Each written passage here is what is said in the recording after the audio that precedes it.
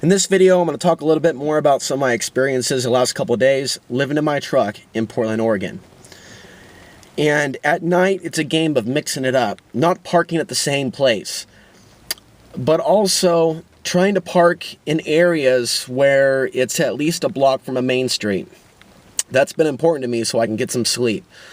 But no matter what, there's going to be people walking, talking, biking, driving fast by the car. It's just that at certain spots in Portland, there's not a whole lot of that at night. So I've been paying attention to, where I can find a place to park and mix it up where it's not well lit. And the canopy, and it has tinted windows. So for the most part, I'm able to park and sleep without anyone banging on the truck. That was something that I was worried about. But, it's important for me to find a place where there's a little bit of privacy. The truck isn't exactly prepared for a private camping expedition. Some people put curtains on the windows. I don't have curtains on these windows. So privacy is something that's been on my mind, and I've been trying to be very incognito about climbing in the back of the truck so people don't see me. So far, I haven't been seen doing that. The other experience that I want to talk about is feeding myself. I've spent a lot of time at the grocery store delis using the Wi-Fi, eating a lot of bagels and other things. Donuts, not everything has been the healthiest. And I haven't been cooking my own food as much as I should. Last night I did make some quinoa with my Coleman camper double burner and hooked up the propane to it. And I was cooking my own food last night, and I'm sure it was pretty clear to about 20 people that I was most likely homeless as I was cooking my food at Laurelhurst Park on the south side of it, closer to Stark Street. And so with cooking your own food is also like raising a flag about your own situation as people jog by and wonder, why aren't you cooking at home? The other aspect of just being in Portland, where there's a lot more females, there's a lot more stories of rape, and females being sexually assaulted. There's something about the energy here, there's something about this area that also draws evil or brings out the evil in others. The carnal, primal, sexual energies that some people, say, well, there is no good or evil, look at what the animals are doing. Without, deviating into that, this city's interesting along those lines. And so because of that, and because it's very carnal, and people are into their strip clubs and porno, some women are very uncomfortable here. So when they see a single man that looks fairly fit and maybe attractive of possibly in a sexual prime, they may look at that as fear. They may be afraid that I'm someone that's not able to control my senses, because there are stories abound of humans that have difficulty controlling their senses. So it could be argued that their concern is rational. They're concerned about their own friggin' safety. Look at the fucking world. But I've tried to warn people for years that these times were coming. And instead of, I am alive and I am grateful for so many things. But for whatever reason, I am here in the rain, in my truck right now to get out of the rain, talking to you now in this video that I'm going to upload to YouTube about what it's like after warning people all those years in my own hometown, in the city that I was born, what it's been like the last couple of days being homeless. What's also clear is that there's a lot of competition for space, and the spirit of materialism is alive and well in ways that most people don't even know. It seems like the old Portland that I did know is gone, but even that Portland was full of competition, was full of many things that I would rather not repeat right now. But there were very specific reasons why I left Portland, Oregon. Very specific. And I've talked about those things in great detail on the show. But, there were a lot of themes there that came up a lot. And it dealt with living with roommates that didn't understand me, or being, transplanted to Survivor Island, if you will, and being voted off the island, being voted out of the house because I was different, because of the things that I talked about on Access TV. Remember, I was on the air for 8 years here, and there's people that remember the stuff I talked about. And again, I talked a lot about the New World Order, the powers behind Obama, 9/11, and so many other areas. And I shared a lot of spiritual ideas that, hey, this is all for a reason. And we're meant to evolve and grow as souls as a result of the things that we face. The path to the ultimate truth still lies within. There's a lot of Eastern thoughts, not New Age thoughts, but spiritual themes that I brought to the show, even if I came with anger and intensity. But there are some in this town that remember this face. And I'm sure some of them are smiling at my misery. I'm not rushing to cable access TV to do it all over again in hopes that things will be right this time. My true friends will show themselves in these times of mine. But I gave a lot to Portland. The question is, does Portland have anything for me? Other than lots of content, Portland is very rich in inspiring my own creativity and the creativity of others. Look at how many artists live here. People that make clothing, people that are involved in video, people that are involved in music, people that are involved in food, people that are involved in biking, people that are involved in, quote, what they understand at present day, present moment, to be sustainable living. That's another conversation. But there are thinkers that are drawn here.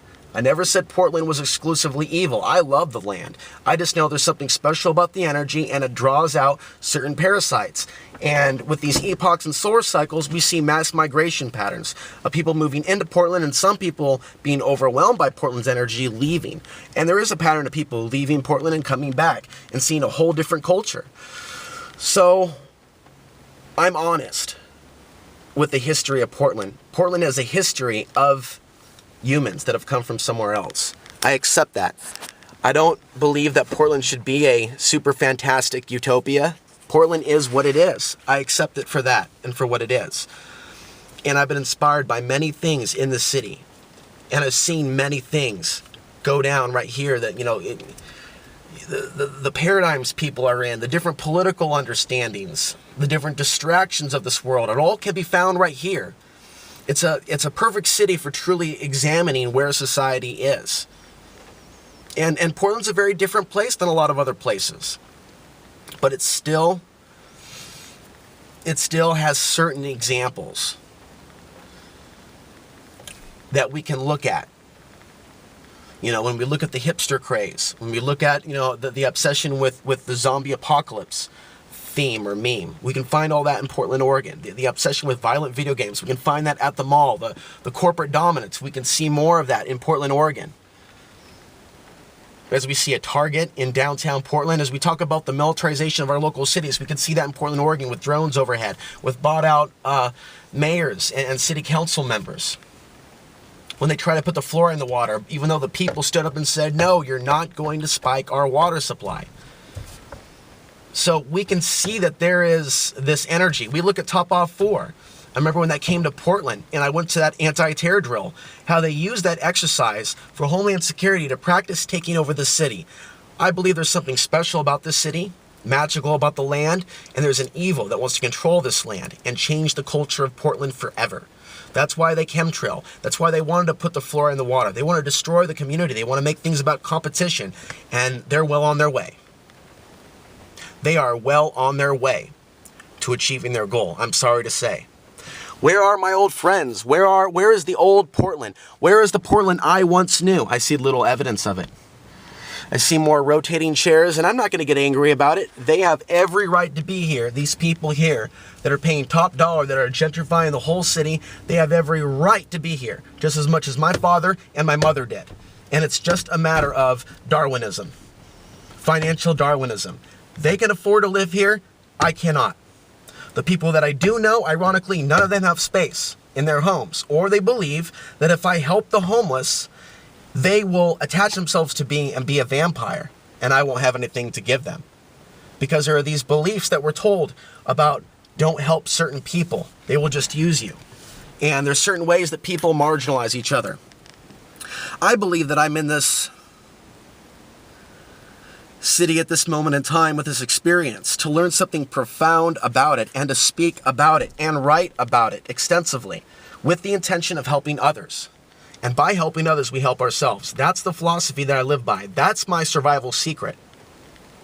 That's the Alex Ansary Survival 101 secret that a lot of people should remember. It's my at least attempt to help other people with the information. It doesn't mean it doesn't mean I am a perfect person. It doesn't mean I don't make mistakes and block the wrong people. By all means, email me if I've made a mistake, but I do block people that engage in harassment. And that's a healthy thing to do. It's unhealthy to just take the shit that some people want to give. But people will play mind games with you. But there are misunderstandings. That's why my email is there, alex_ansary@hotmail.com. We shouldn't let social media, we shouldn't let YouTube replace our friendships, okay? We should support each other in the communities that we're in. We shouldn't let ourselves become such a cybernetic society that we think we're human, but everything is about digital and technology and likes. Reality is not like that. And I believe they made this real easy for us to hook up on social media and share our ideas with others instantaneously. Now they're phasing out the way it used to be. On Facebook, we now reach 7% of the people we used to. So a lot of people aren't there for me in Portland because they don't see my posts. For some people, they just don't want to help. For others, it's like, Alex, unless I go to your page, I don't see what you post. And so things are complicated now. And that has made the game very, very interesting. I used to feel a very strong allegiance to Portland and Portland people. And I still believe Portland is a special place. And there are issues that are truly worth fighting for in the city. Evils worth fighting against as well. But I don't believe in being so idealistic that you're out of touch with reality, that one's out of touch with reality. You know, I want to be in touch with what is real. That means I have to be honest with myself at all times, or attempt to be, or be willing to work hard at being honest with myself as to what situation I'm in, but also the world itself and the city. And it doesn't look great. We are seeing the culture change now in Portland to something that is much more about materialism and how much money you have, or how talented you are, how unique you are as a performer or whatever, juggler, clown. But where does that leave everybody else that isn't so creative, that isn't so talented, that's lower income, that wants to have a family, unless they're as talented as the others at making a certain amount of money to, again, take up space in one of these places that most likely they'll just rent. And for those that technically own their home, yeah, what happens when you're out of work and you can't pay your property tax? Do you really own your home then? So a lot of people are in a wake-up call, and they've been in a wake-up call incrementally. But a lot of people have yet to truly wake up that in the end, we're only going to have each other. We're going to have to find ways of living independently from the system and grid to meet our basic needs outside this falling, collapsing system. That is the solution. To attempt to do that, to attempt to find those friends. That's the ultimate resources. That is a solution to everybody's concern about an economic collapse. I can tell you one thing, from living in my truck, I am more prepared for what's to come than others that have never lived with less. That's what I take away from this, from this whole experience. And in another video, I'll address the issue that there aren't enough people on YouTube blogging about these things because they have been programmed by society and others, maybe even their friends and family, to be shamed or ashamed of their situation. Because once we wear that hat of the homeless person, we have that stigma, and we watch our friends disappear. And then we find out who our true friends are. See, that shame has caused people to turn away from speaking about their situation. And I'm not going to do that. I'm going to document the situation and with the intention of helping other people. Because when people hear others share their story and all those things, there's someone walking right behind me.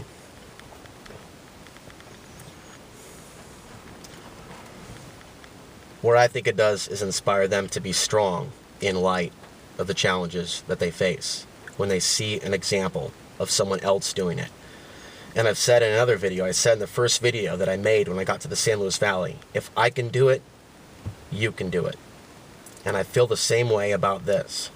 I survived out in the desert with very little, and now I'm keeping my head together, working on staying somewhat healthy in mind, body, and spirit, as I live with very little here in the city of my birth, where I was on the air for 8 years.